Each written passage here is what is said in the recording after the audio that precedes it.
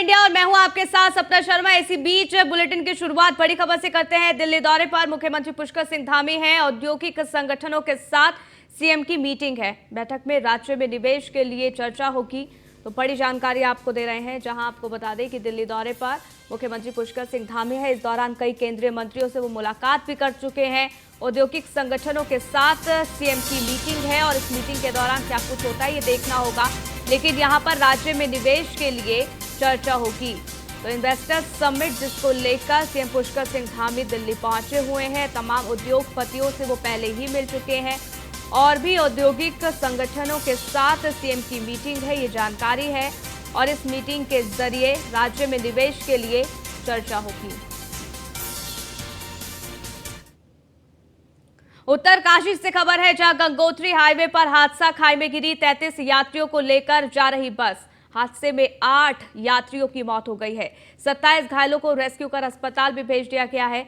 तो ये बड़ा हादसा है, इसकी तस्वीर अब आपको दिखा रहे हैं। खाई में गिरी 33 यात्रियों को लेकर बस, और ये बस की तस्वीर आपको बता दें, इसमें 8 यात्रियों की मौत हो गई है। 27 घायल हैं, जिनको रेस्क्यू कर अस्पताल में पहुंचा दिया गया है। हालांकि मृतकों की संख्या बढ़ सकती है, ये भी जानकारी है। लेकिन जैसे ही ये हादसा हुआ, अफरा तफरी का माहौल वहां देखने को मिला। इसके बाद स्थानीय लोगों ने इसकी जानकारी तुरंत दी और मौके पर पहुंचकर राहत बचाव कार्य किया गया। सभी लोगों का रेस्क्यू किया गया, जिनमें से बताया जा रहा है कि 8 यात्रियों की मौत हो गई है, जबकि 27 यात्री घायल हैं, जिनका उपचार अस्पताल में फिलहाल चल रहा है। कुछ की हालत गंभीर बताई जा रही है। तो बेहद भीषण ये हादसा है। बताया ये जा रहा है कि गंगोत्री हाईवे पर यह हादसा हुआ है। खाई में 33 यात्रियों को लेकर बस गिर गई और इस हादसे में 8 यात्रियों की मौत हो गई है।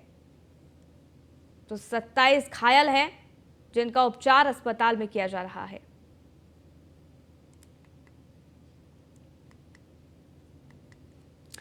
वहीं हादसे को लेकर सीएम पुष्कर सिंह धामी ने ट्वीट भी लिखा है और ट्वीट कर अपनी संवेदनाएं भी उन्होंने व्यक्त की है। गंगोत्री से उत्तरकाशी जा रही बस के गंगोत्री में दुर्घटनाग्रस्त हो जाने से कुछ लोगों के हताहत होने से अवगत उनको कराया गया है, जिसको लेकर वो बेहद संवेदनशील हैं। उन्होंने शोक व्यक्त किया है और ईश्वर से प्रार्थना की है। साथ ही साथ सभी के जो लोग घायल हैं उनके स्वस्थ होने की कामना भी उन्होंने की। वहीं उत्तरकाशी बस हादसे पर सीएम धामी ने प्रभारी मंत्री प्रेमचंद्र अग्रवाल से फोन पर बात करते हुए मॉनिटरिंग के निर्देश भी दे दिए हैं। सीएम धामी ने एसीएम होम को भी फोन करते हुए घायलों को इलाज के लिए हेली से रेस्क्यू करने के भी निर्देश दे दिए हैं और हेल्पलाइन नंबर भी इस दौरान जारी किया गया है। कहां संपर्क कर सकते हैं, इसकी लगातार जानकारी टीवी स्क्रीन पर आप तक पहुंचा रहे हैं। वैसे पुष्कर सिंह धामी दिल्ली दौरे पर हैं। इस दौरान उन्होंने केंद्रीय नेताओं से मुलाकात की। इसके साथ ही सीएम धामी इस साल दिसंबर में प्रस्तावित इन्वेस्टर्स समिट के लिए समर्थन जुटाने की कोशिश कर रहे हैं। ऐसी संभावनाएं हैं कि कुछ बड़े इन्वेस्टर्स के साथ सीएम पुष्कर सिंह धामी सोमवार को यानी कि आज के दिन दिल्ली में मुलाकात करेंगे। इस मुलाकातों से इन्वेस्टर्स समिट में आने वाले निवेश की तस्वीर साफ हो सकेगी। ग्लोबल इन्वेस्टर समिट हम लोग दिसंबर में उत्तराखंड में प्रस्तावित की है। उसके संबंध में भी चूँकि कुछ उद्योग समूह के लोगों के साथ अन्य जो हमारे ऐसे संगठन जो लगातार उद्योग के क्षेत्र में निवेशकों को विभिन्न क्षेत्रों में जाने के लिए प्रेरित करते हैं, उन सभी के साथ बैठक है। और उत्तराखंड चूँकि आज निवेशकों के लिए एक आकर्षक निवेश का स्थान बन गया है, वहाँ की हमने जो पॉलिसी है, इंडस्ट्री की पॉलिसी है, एमएसएमई पॉलिसी है, टूरिज्म पॉलिसी है, इन सभी पर हमने बहुत सारा विचार करने के बाद जो उसका सबसे अच्छा रास्ता हो सकता है, सरल रास्ता हो सकता है, हाइड्रो की पॉलिसी है, सौर ऊर्जा की नीति है, उन सभी को हमने संशोधित भी किया है। और जो उद्योग समूह के लोग हैं उनके साथ बात करने के बाद उनके जो सुझाव थे उन सुझावों को भी अमल में लाए हैं। देहरादून में हमने इसकी बैठक की है, सभी के सुझाव लिए हैं, यहाँ भी करेंगे। उसके बाद देश के अन्य स्थानों पर। वहीं हरिद्वार में गढ़वाल कमिश्नर विनय शंकर पांडे ने आला अधिकारियों के साथ कानून व्यवस्था और अन्य विभिन्न मुद्दों को लेकर बैठक की है। बैठक में विकास कार्यों को लेकर चर्चा की गई, साथ ही कावड़ मेले, कलियर मेले और बेलड़ा प्रकरण को लेकर विस्तार से चर्चा हुई है। गढ़वाल कमिश्नर विनय शंकर पांडे ने अधिकारियों से ये बताया है कि उनके द्वारा जिले के विकास कार्यों और लॉ एंड ऑर्डर को लेकर सूक्ष्म बैठक की गई है, जिसमें सावन महीने के लंबा होने के चलते अभी कावड़ियों की व्यवस्था और कलियर शरीफ मेले पर चर्चा की गई है। इस दौरान उन्होंने बताया है कि पिछले दिनों जिले में भारी बारिश के चलते हालात बेहद खराब रहे, लेकिन अब हालात सामान्य हो रहे हैं। उन्होंने ये भी कहा कि सभी अधिकारियों को जिले के विकास कार्यों में तेजी लानी चाहिए। उन्होंने बताया कि बैठक में बेलरा प्रकरण को लेकर चर्चा भी की गई है। शासन इस पर नजर भी बनाए हुए हैं, सही समय पर सही निर्णय लिया जाएगा।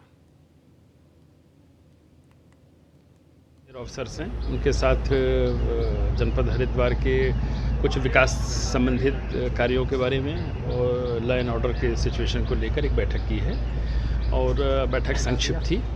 गवर्नमेंट ऑफ इंडिया की टीम आई थी और वो एक पूरा सर्वे करके यहाँ से गई हुई है और उनकी क्या रिकमेंडेशन आती है उसके बेसिस पे हाँ ये सही है कि जो तात्कालिक सहायता दी जा सकती थी जिला प्रशासन से, राज्य सरकार की ओर से, वो सब मुहैया करा दी गई उनको। साथ ही साथ जो नुकसान हुआ है हमारी गवर्नमेंट प्रॉपर्टीज़ का, सड़कों का, बिजली के ट्रांसफार्मर का, सरकारी बिल्डिंग्स का, या जो लोगों के घर भी क्षतिग्रस्त हुए थे उनकी। वहीं उत्तराखंड में भू अध्यादेश और यूसीसी को लेकर प्रदेश सरकार ने अपने कदम काफी आगे बढ़ा दिए हैं। प्रदेश में यूसीसी को लेकर गठित की गई कमेटी ने अपनी रिपोर्ट तैयार कर ली है और जल्द ही यह रिपोर्ट मुख्यमंत्री पुष्कर सिंह धामी को सौंप दी जाएगी। वहीं भू अध्यादेश को लेकर भी प्रदेश में लंबे समय से मांग चली आ रही है कि इसको लेकर सरकार सकारात्मक कदम उठाए। प्रदेश के कैबिनेट मंत्री प्रेमचंद्र अग्रवाल ने कहा है कि यूसीसी को लेकर सरकार ने कदम काफी आगे बढ़ा दिए हैं और जल्द ही इसके रिजल्ट भी सामने आएंगे। वहीं उन्होंने भू अध्यादेश को लेकर भी ये कहा है कि प्रदेश में इस समय जो स्थिति दिख रही है उसके तहत प्रदेश में भू अध्यादेश को शीघ्र लागू करना बहुत जरूरी हो गया है। हमारा प्रदेश पहला प्रदेश होगा देश का जो इस प्रकार का कदम बढ़ा रहा है, कानून ला रहा है और बहुत जल्द उसमें हम लोग सरकार की ओर से मैं कह सकता हूँ बहुत जल्द उस पर निर्णय होने वाला है। और इसी प्रकार भू अध्यादेश जिसकी हम बात कर रहे हैं, चूँकि हमारे यहाँ की जनता की भी मांग है और ज़रूरी भी है, ये मुझे लगता है कि आज इसकी आवश्यकता भी लगती है। जो हालात मैं देख रहा हूँ, ऐसी स्थिति में जो प्रस्ताव हमें मिला है, सरकार को मिला है, वो परीक्षण के उपरांत उस पर भी हम एक कड़ा भू कानून लाने की स्थिति। बेरोजगार संघ के अध्यक्ष बॉबी पवार ने प्रेस कॉन्फ्रेंस कर उत्तराखंड स्वास्थ्य महकमे पर बड़े सवाल खड़े किए हैं। बॉबी पवार का कहना है कि अभी हाल ही में स्वास्थ्य विभाग द्वारा एनेस्थीसिया वर्क स्टेशन की मशीनें खरीदने के लिए टेंडर जारी हुए थे, जिसमें कि उत्तर प्रदेश से black listed company allied medical limited को टेंडर सौंपा गया है। इसके साथ ही पवार ने यह भी बताया है कि इस कंपनी द्वारा एनेस्थीसिया वर्क स्टेशन की मशीनें भारत के कई राज्यों में दी गई है, जिसकी कीमत लगभग 11 लाख से 17 लाख के बीच है, लेकिन उत्तराखंड में इन मशीनों की कीमत 59 लाख रुपए भरी गई है, जो कि अन्य प्रदेशों की अपेक्षा लगभग 45 लाख रुपए ज्यादा है। इसलिए उत्तराखंड बेरोजगार संघ ने मांग की है कि जल्द से जल्द इस टेंडर प्रक्रिया को निरस्त किया जाए।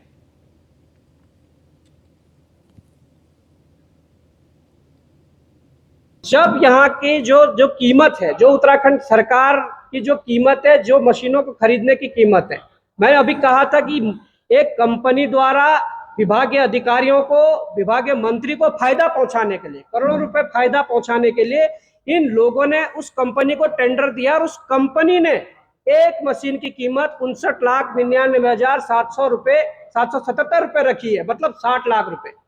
जो मशीन लगभग एवरेज 15 लाख में पर पूरे देश के अनेकों राज्यों में खरीदी जा रही है, अनेकों राज्यों की सरकारों द्वारा खरीदी जा रही है, लगभग 15 लाख रुपए में। उसी मशीन को अगर उत्तराखंड सरकार 60 लाख में खरीदे तो उत्तराखंड के जनता का ये बागेश्वर उपचुनाव को लेकर कांग्रेस ने 40 स्टार प्रचारकों की सूची जारी कर दी है। सूची में पूर्व मुख्यमंत्री हरीश रावत, कांग्रेस प्रदेश अध्यक्ष करण माहरा, नेता प्रतिपक्ष यशपाल आर्य समेत तमाम नेताओं को शामिल किया गया है। ये नेता कांग्रेस प्रत्याशी बसंत कुमार के समर्थन में जनता से वोट मांगेंगे। इसके अलावा कांग्रेस के प्रदेश अध्यक्ष करण माहरा, नेता प्रतिपक्ष यशपाल आर्य, पूर्व प्रदेश अध्यक्ष प्रीतम सिंह, पूर्व प्रदेश अध्यक्ष गणेश गोदयाल, पूर्व कैबिनेट मंत्री हरक सिंह रावत, पूर्व विधायक काजी निजामुद्दीन और पूर्व राज्यसभा सांसद प्रदीप टमटा बागेश्वर उपचुनाव को लेकर कांग्रेस के प्रत्याशी के समर्थन में जनसभाएं करेंगे।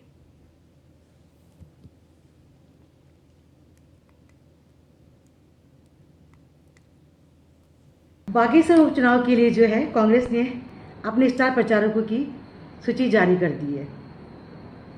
उसमें हमारे जो संगठन के जो अध्यक्ष हैं और बड़े शीर्ष नेता हैं उनकी सूची के साथ साथ हमारे जो है प्रभारी देवेंद्र यादव जी, कर्ण महाराज जी, यशपाल आर्य नेता प्रतिपक्ष, पूर्व मुख्यमंत्री हरीश रावत जी, पूर्व नेता प्रतिपक्ष प्रीतम सिंह जी और सभी विधायकगण, सबको उसमें सम्मिलित किया गया है।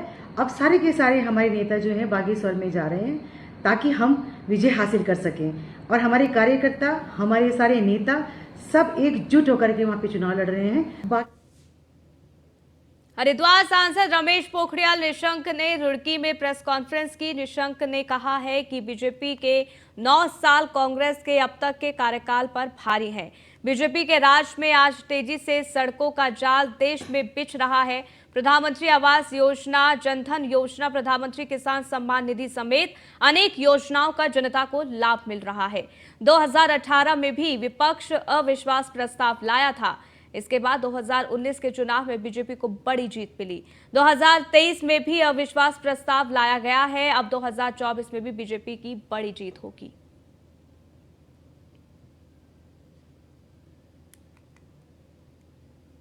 हमारे वत्स जी ने अपने अंग्रेजों के खिलाफ और देश के लिए, राष्ट्र के लिए जो ध्वज फहराया था तिरंगा, उनको गोलियों से भून दिया था हरिद्वार के रेलवे स्टेशन पर। हमारे इनके गांव, हमारे जिला पंचायत अध्यक्ष जी का जो गांव है मानकपुर, वहाँ से फतेह सिंह और उराव सिंह कहाँ जाकर के उनको फांसी की सजा दी गई थी। ऐसे जुनूनी लोग हमारे जिले में रहे और इसलिए हमारा पूरा जिले में इस समय ये वातावरण है। वहीं केंद्रीय रक्षा राज्य मंत्री अजय भट्ट ने नैनीताल के कैला खान क्षेत्र में सेना की भूमि पर प्रस्तावित कार पार्किंग निर्माण स्थल का निरीक्षण किया है। इस दौरान उन्होंने कहा कि जल्द ही देश भर में कैंटोनमेंट बोर्ड को नगरपालिका और नगर निगमों में शामिल कर लिया जाएगा। इसके अलावा अतिक्रमण के नाम पर प्रदेश भर में किसी के साथ अन्याय नहीं होगा। इसके साथ ही उन्होंने कहा कि इसके लिए हाईकोर्ट में विशेष अपील दायर की जाएगी। सांसद अजय भट्ट ने यह भी कहा कि बीते कई सालों से कैला खान के पिगरी क्षेत्र में कार पार्किंग निर्माण की मांग हो रही है। ऐसे में कार पार्किंग के प्रस्ताव पर सरकार ने अपनी संस्तुति दे दी है। इसके साथ ही जल्द ही क्षेत्र में करीब 1000 वाहनों के लिए कार पार्किंग निर्माण में जो काम है वो शुरू कर दिया जाएगा। पार्किंग निर्माण को लेकर रक्षा मंत्रालय, वन विभाग समेत अन्य विभागों ने संयुक्त सर्वे कर लिया है। पार्किंग निर्माण के दौरान करीब 50 से ज्यादा पेड़ों को काटा जाएगा। पेड़ों के कटान की अनुमति के लिए प्रस्ताव बनाकर केंद्रीय पर्यावरण एवं वन मंत्रालय को प्रस्ताव भेज दिया गया है।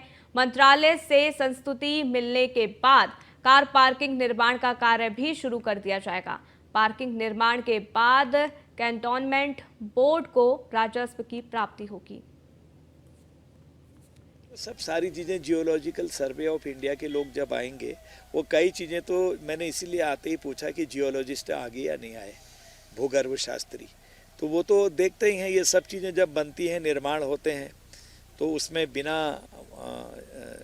इसके जो साइंटिस्ट हैं हमारे जियोलॉजिकल सर्वे ऑफ इंडिया के, तो जियोलॉजिस्ट जो हैं भूगर्भ शास्त्री, उनकी रिपोर्ट तो अंतिम रिपोर्ट होती है। उसका इनकम सारी हमारी कैंटोनमेंट बोर्ड को जाएगी। ऐसा हमारा विचार है कि अगर ये हम सफल हो गए तो इनकम भी कैंट को ही जाएगी हमारी।